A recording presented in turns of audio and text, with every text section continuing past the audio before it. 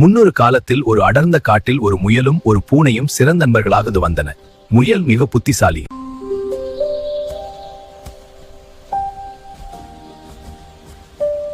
ஒரு நாள் காட்டில் ஒரு பெரிய விழா நடந்தது.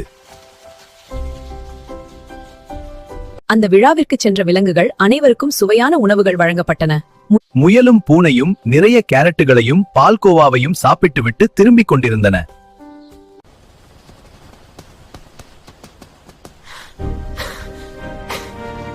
திரும்பி வரும் வழியில் ஒரு பெரிய நரி வருவதை அவை கண்டன. நரிக்கு முயல் இறைச்சி என்றால் மிகவும் பிடிக்கும். நரியை பார்த்ததும் முயல் பயந்து நடுங்கியது. நண்பா பூனையே, இப்போது நாம் என்ன செய்வது?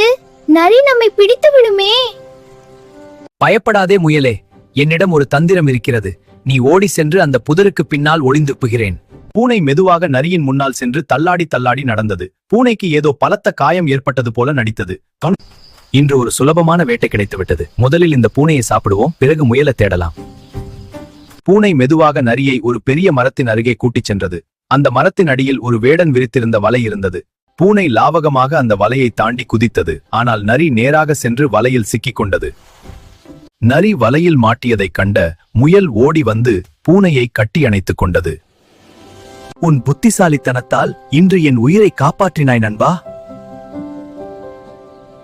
ஆபத்தான காலத்தில் பதற்றமடையாமல் நிதானமாக யோசித்தால் எத்தகைய சிக்கலிலிருந்தும் தப்பிக்கலாம்.